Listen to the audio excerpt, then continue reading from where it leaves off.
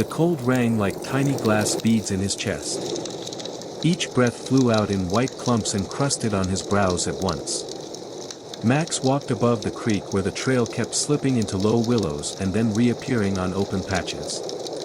Zarina stayed on his left, almost brushing his thigh.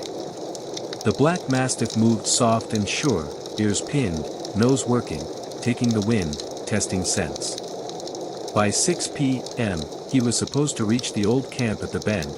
There Jack, Nick, and Eugene had promised to keep tea hot on the stove.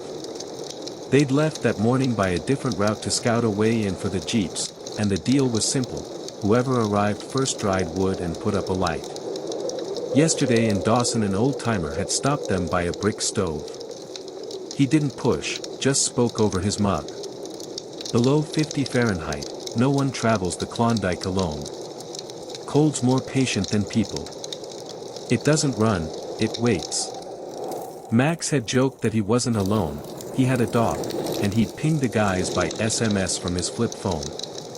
The old man nodded, then added, "A dog is a heart. You still need another head beside yours." Morning had gone to plan. In his pack, a metal match tin, spare mitts, a thin emergency blanket, a bag of nuts, a slice of dried moose.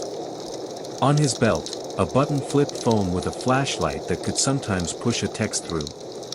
The watch read -45, but cold pools and creek mouths. Down low the air is raw while the water beneath the snow runs warmer than the air. That's how the treachery forms, smooth on top, honeycombed below. He rested a palm on the dog's shoulder, not for heat, for calm. The silence rang. No tick, no hairline whine of ice. Max eased one half-step left, then another. The snow let out a dull moan, as if someone plucked a string under it. He shifted his weight back, too late, the crust cracked and his right leg dropped to the knee into black water. The chill hit so hard it seized his throat. He yanked his boot free, stepped to firm ground, and froze, the pant leg frosted over while he watched. Zarina raised her head and gave a small snort. "I'm here." There was no choice. Fire, now. He found a dense spruce on a slant where the ground ran drier under the boughs. He laid out fine shavings, bark, a handful of moss, warmed the match tin in his mitten and struck. The flare knifed his eyes, the flame bit, whispered alive. Max shielded it, fed it with pencil-thin twigs. One careless move, his shoulder brushed a low branch. The crown shivered, a slab of snow slid loose, and the fire died with a hiss. What it left was a wet hole and the bitter stink of spent sulfur. He swallowed the curse, backed 15 paces to a drier birch. The matchbook felt clumsy now, but there were still a few inside. On the second strike a fragile flame returned, almost clear. He fed it with patience, like crumbs to a small bird. The glow spread to the size of a palm, and then a sudden draft rolled out of the hollow and flicked a narrow bar of snow off a twig. The flame flinched and went out.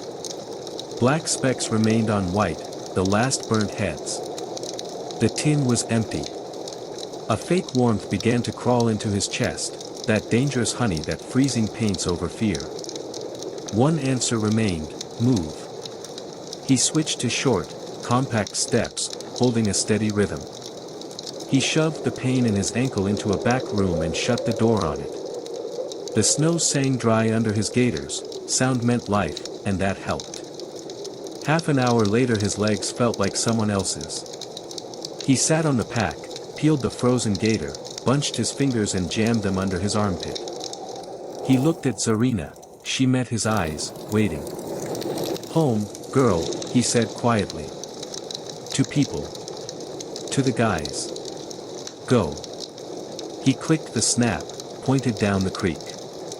The dog licked his glove, stepped back half a pace as if double-checking his will, then slipped into a low, even gallop.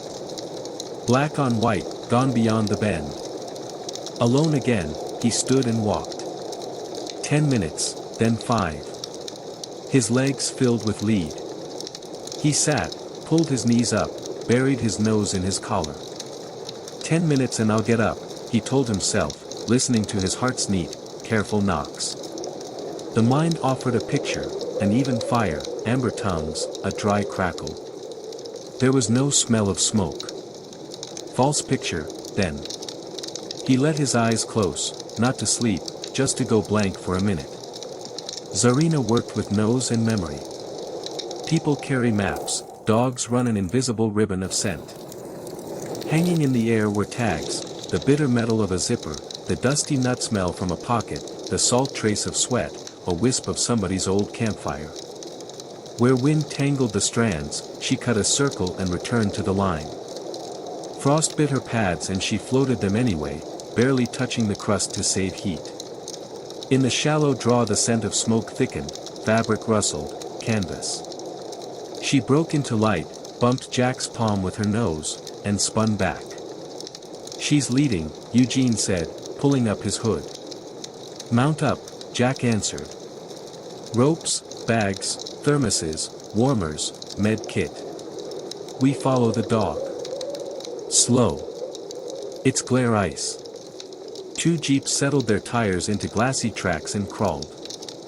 Headlights cut the cold haze, the radiator's breath was thin and dry, the right kind. The radio crackled. "I've got her in the long beam," Nick said. "Don't run her down." "Keep space," Jack replied. Any bump could be a hole. They worked by the book, 10 minutes, stop, probe the crust with a bar, he'll test the depth, creep again. Eugene watched temperatures, palmed his mug to keep the tea from turning into a puck. Zarina faded into milk and reappeared on the ridge like a metronome. She checked over her shoulder, "My people are coming," and took the line south again. Max didn't notice when the does got him. The dog arrived first. She didn't jump, didn't lick. She sat down and set her heavy head on his knee, stitching him back to the world without a sound. Half a minute later Jack dropped beside him. He asked nothing, counted breaths, found a pulse, felt the feet. "We warm him right," he said. "No rubbing. No, into the fire. Step by step." They peeled the frozen gator, cut the ice-set pant leg with a knife, slid on a dry liner, then a warm sock and Nick's spare overgator. They slid an emergency blanket under him, walled off the wind with their bodies and a wing of tarp. Nick brought the thermos to Max's lips, small sips of sweet tea with a pinch of salt, heat from the inside without scalding his throat. Eugene kept him anchored. "Name?" "Max." "Where are we headed?" "The old camp." The words moved slower than usual but held true. Zarina lay so her flank pressed his thigh, the dog understood heat better than any manual. "Into the jeep," Jack said. 30 minutes to a stove. The cabin smelled like rubber, plastic, and dog. The heater ran dry and hard, beads of frost melted off his mustache and tapped his collar. Max opened his eyes, saw the headliner, felt the right kind of pain creep back, mean pinpricks in his fingers, proof that blood had returned. "We've got you," Nick said. "Stay with us. Don't drop." He nodded and looked down. The dog lay across his boots, unblinking, as if guarding the border between sleep and day. They reached the camp under a spill of big, harsh stars. The tarp took the heat, the small stove sighed, popped, and found its even note. They stripped the wet, swaddled him in a bag and foil, hung socks and mitts on the drying line. Warmth returned in steps, itch under the skin, bone ache, then the shiver, the body turning its engines back on. Max squeezed his eyes at the pain and let the air out. "Thank you," he said, raw. "Sorry for the chase." "We're here to be on time," Jack answered. "And we have the best guide on the Yukon." They ran a watch through the night, one on the stove, two keeping the lines tight so snow wouldn't press the tarp, one on the radio. At some point Nick said into the dark, low and simple, the old man was right. Below 50, no solo proving points. Without opening his eyes, Max rubbed the dog's ear. "I heard him. My heart was with me. My head was with you. The same dream kept trying, the white dump falling and smothering the flame. He woke from it and each time found a heavy, warm muzzle near his hand. Fear retreated. Morning came clear.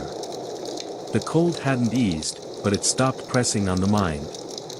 Max flexed his toes inside dry socks, honest pain answered. Outside, air smelled like pine and smoke, finally, like life. They broke camp without hurry, nothing went into a pack wet.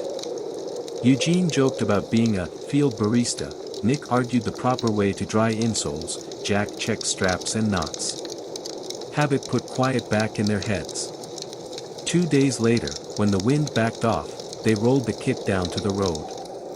At the gas stop they bought a metal tin's worth of extra matches, a couple more chemical warmers, and a sack of dog food. At the counter Jack said, "Next time, together only. No character sprints. Heroism is knowing when to turn around," Nick said. "And when to put the kettle on," Eugene added. Max nodded. "And steak for the dog. Tonight. For service." At her name, Zarina tapped his knee with her nose. Sometimes the most important things fit into one short promise. The Yukon saw them off with its usual indifference. The wind shifted, not its nature.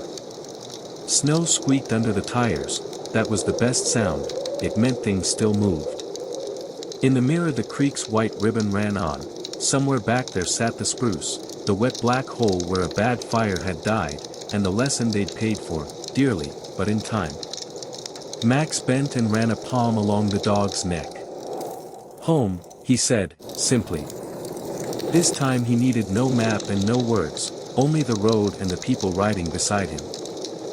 Thumbs up if you believe raptors and wild rivers deserve protection, like, subscribe, and share.